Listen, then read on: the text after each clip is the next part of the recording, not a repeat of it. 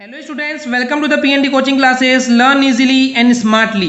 तो आज हम देखने वाले एक क्वेश्चन जिसमें बोला गया है draw the electron dot structure of ethyne a mixture of oxygen and ethyne is burn for welding. Can you tell why a mixture of ethyne and air is not used. यानी कि यहाँ पे students बोल रहा है कि आपको ethyne का जो है इलेक्ट्रॉन डॉट स्ट्रक्चर बना के दिखाना है। एंड सेकेंड पार्ट में बोला गया है कि आपके पास एक मिक्सचर दिया हुआ है ऑक्सीजन एंड इथाइन का।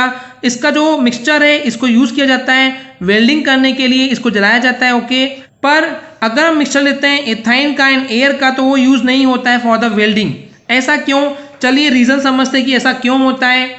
तो जैसे कि सबसे पहले यहाँ बोला गया कि इथाइन का इलेक्ट्रॉन डॉट स्ट्रक्चर बनाना है, तो मैंने आपको पहले से बताया कि इलेक्ट्रॉन डॉट स्ट्रक्चर के लिए आपको एटॉमिक नंबर पता होना चाहिए। तो यहाँ पे कार्बन और हाइड्रोजन है, तो कार्बन का जो है एटॉमिक नंबर होता है 6 एंड हाइड्रोजन का एटॉमिक नंबर होता है 1।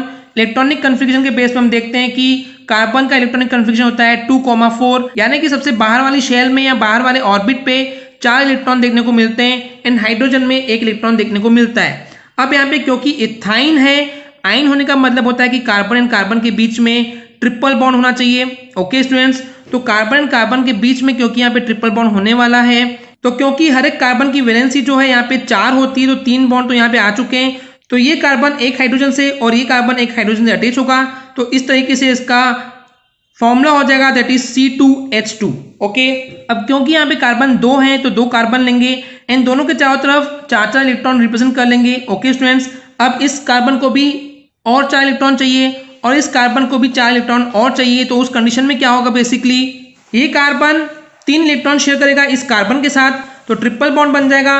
एंड सिंपली ये कार्बन जो है इस हाइड्रोजन के साथ 1 इलेक्ट्रॉन शेयर करेगा एंड ये कार्बन इस हाइड्रोजन के साथ एक इलेक्ट्रॉन शेयर करेगा।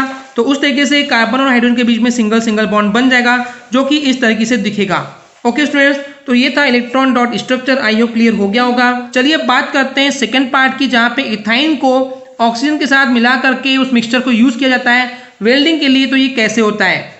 सो बेसिकली जब हम इथाइन को ऑक्सीजन के साथ रिएक्शन करते हैं तो हमको मिलता है carbon dioxide gas and water molecule plus वहां से हीट निकलती है। Okay students, so basically students जब इथाइन को अगर हम एयर के साथ जलाएंगे, ओके, इसका मतलब जब इथाइन को हम रिएक्शन करवाएंगे एयर के साथ एंड जब उसको बर्न करेंगे, जलाएंगे, तो वो एक सूटी फ्लेम देता है। सूटी इन द सेंस काले कलर का जलता हुआ धुआं भी निकलता है, जैसे कि आपको डायग्राम में दिख पा रहा है। सूटी फ्लेम यानी कि गंदे धुएं के साथ वहां पे वो जलता है, राइट। तो इस वजह से वहां पे इसलिए धुआं निकलता है क्योंकि वहां पे इनकम्प्लीट यानी कि अधूरा कंबशन हो रहा है। एग्जैक्टली जो इथाइन है वो पूरी तरीके से जल नहीं पा रहा है। ओके स्टूडेंट्स, ऐसा इसलिए क्योंकि वहां पे लिमिटेड सप्लाई ऑफ एयर है। एयर का मतलब है कि वहां पे ऑक्सीजन की कमी है, सिर्फ हम एयर सप्लाई कर रहे हैं, एयर में कुछ ऑक्सीजन के अलावा और भी गैसेस होती है। ओके, लेकिन अगर इसके अपोजिट जब हम इथाइन को बर्न करते हैं, जलाते हैं ऑक्सीजन के साथ, तो उस केस में ये क्लीन फ्लेम यानी कि एकदम बिना धुएं वाली फ्लेम के साथ जलता है एंड उस समय जो टेम्परेचर होता है वो होता है 3000 डिग्री सेल्सियस।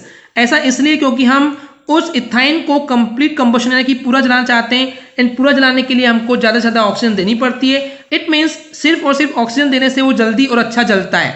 ओके, तो इस तरीके से ये जो ऑक्सी एसिटिलीन फ्लेम है इसको यूज किया जाता है वेल्डिंग के लिए। ओके स्टूडेंट्स, एंड क्योंकि हमको इतना ज्यादा हाई टेम्परेचर चाहिए 3000 डिग्री सेल्सियस, तो इतना ज्यादा टेम्परेचर ये पॉसिबल नहीं है बिना ऑक्सीजन के। ओके स्टूडेंट्स, तो इस वजह से यहाँ पे सिर्फ और सिर्फ ऑक्सीजन सप्लाई की जाती है। तो यही कारण है कि इथाइन एंड एयर यूज नहीं हो सकते हैं वेल्डिंग के पर्पस के लिए। Okay students, I hope clear हो गया होगा। अगर आपको हमारी वीडियो से कुछ भी सीखने मिला या नॉलेज मिला तो प्लीज हमारे चैनल को सब्सक्राइब कीजिए एंड वीडियो को लाइक जरूर करें। आज के लिए इतना ही, थैंक यू।